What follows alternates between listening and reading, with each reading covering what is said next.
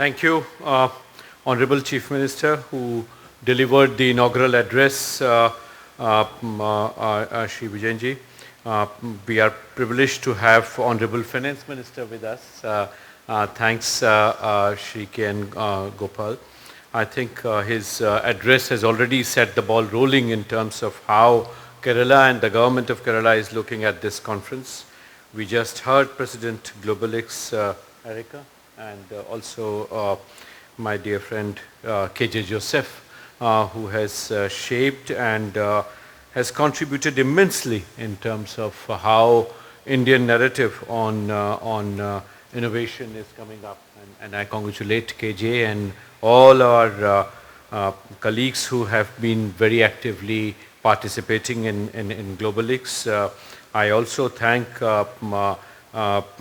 K.M. Abraham and Mr. Ramachandran, who just spoke to us for their joining in here.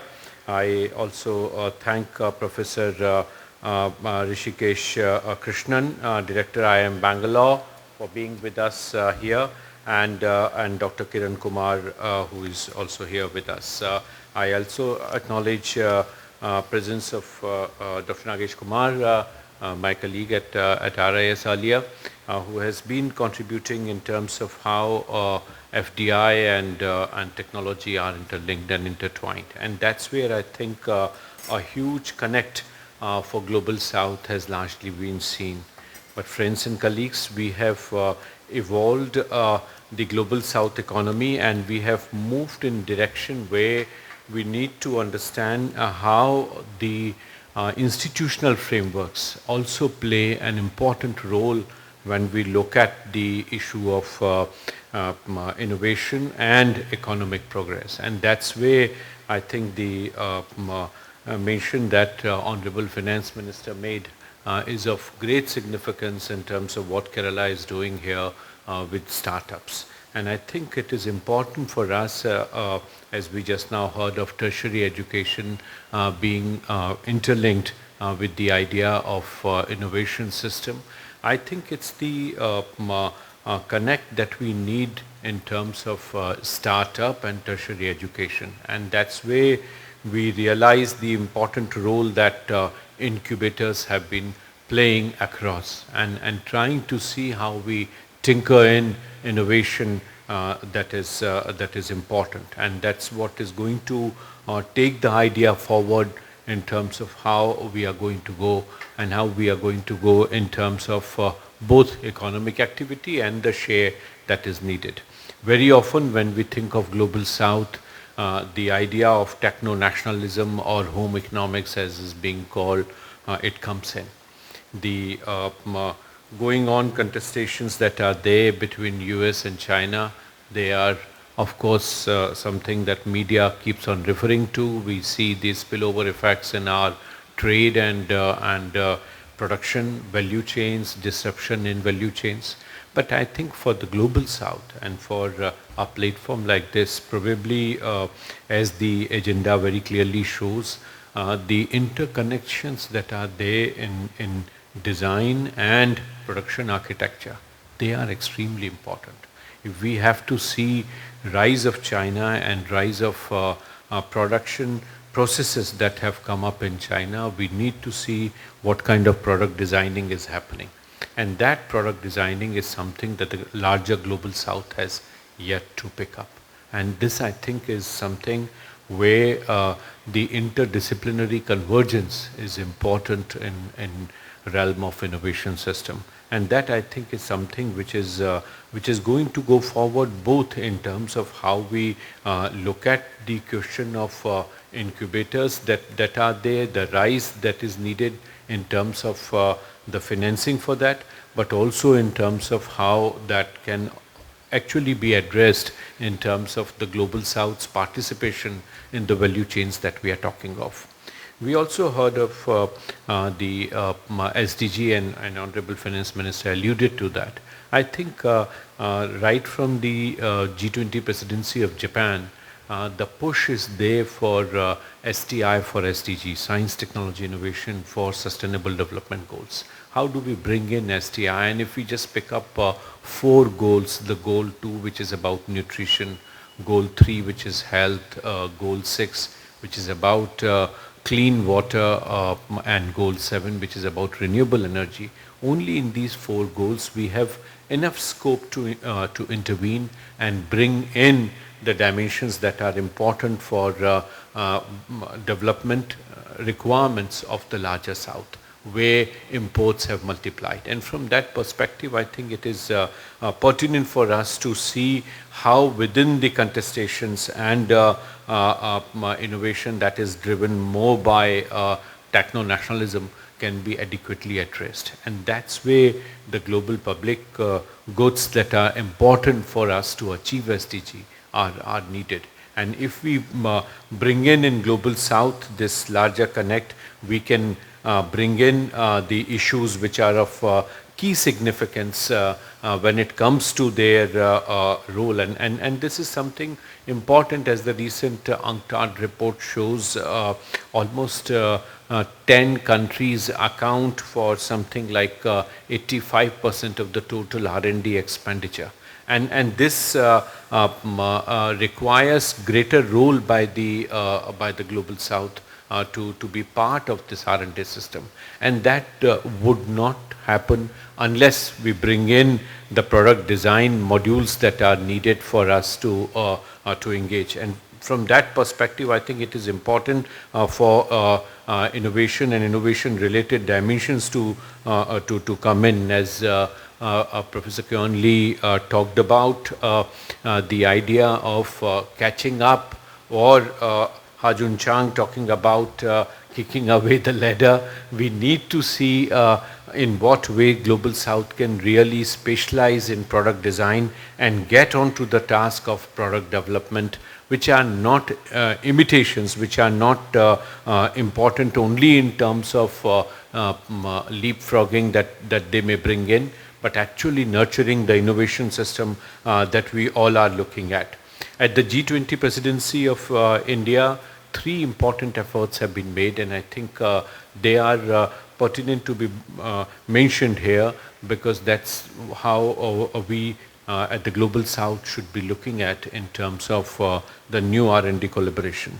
The first and foremost is in terms of what I just mentioned of the global public goods, the digital public infrastructure that is needed, and the digital public goods. So both DPG and DPI, both have been talked, and fortunately G20 countries all have agreed to strengthen this, which I think is important for all the countries to move forward in terms of the R&D structure. The second, which is I think equally important, is in terms of climate change and the convergence technologies that are needed for just green transition. And there the agreement is in terms of how such technologies can be shared, co-produced and co-evolved. And that dimension, I think, is something which across various COPs we have been discussing. The G20 declaration, Delhi Declaration, has explicitly mentioned this accomplishment. The third and foremost, I think, is in terms of gender-sensitive technologies. And that's where, when we talk about women-led economic development, some focus on these technologies is going to play an extremely important role as we are looking at our engagement. The other dimension which I think important here is in terms of the high-tech connect that the Global South requires. And this is something which has been discussed at several different points. Several studies have already come in terms of how the share of the Global South is rising.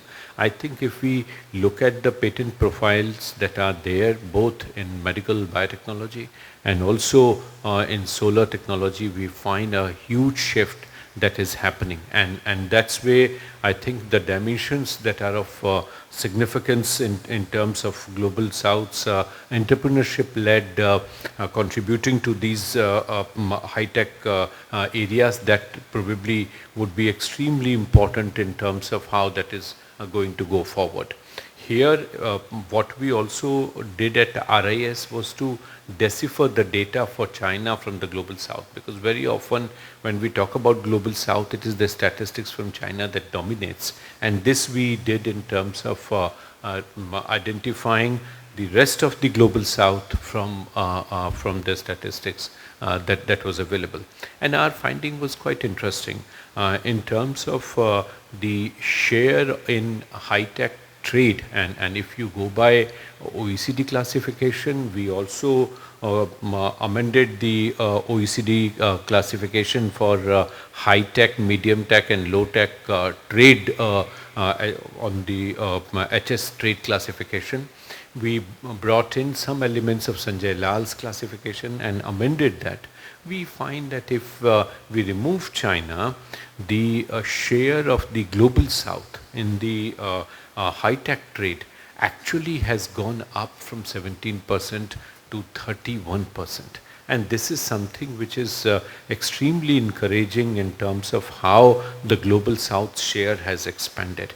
And this, if you juxtapose over G7's share, we find that G7 share, which was almost 80% in 1985, it has now come down and come down drastically, which is something which shows not only rise of the Global South, but the manufacturing value added within G7 that has come down. So both of these trends that are coming up require us to see what kind of institutional intervention is needed by states like Kerala, but also by other emerging economies where regional innovation system is being studied and being looked into.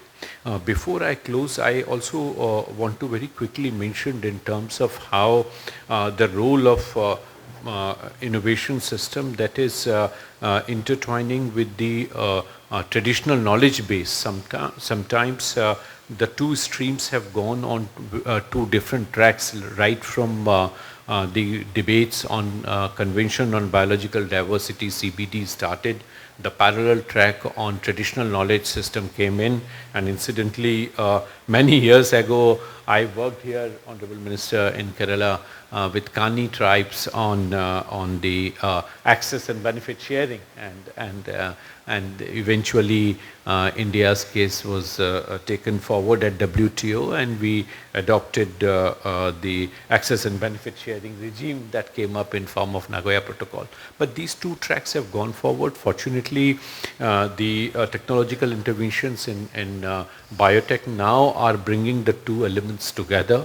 More efforts in terms of validating traditional knowledge system based on high-tech innovation systems, and a new stream that combines the two technological flows, two conceptual flows, and their products probably would require a set of innovation system analysis that we need to see in terms of formal and informal knowledge base and their documentation. As all of us have been expecting, and I was also expecting when the Nobel Prizes are announced, I hope the Nobel Prize Committee would realize this very important knowledge stream of our work, and I'm sure some prize would come in to this stream and some recognition at the global level that innovation work requires. But I must congratulate Globelics and each member of the community for the excellent work that is being taken forward. Thank you.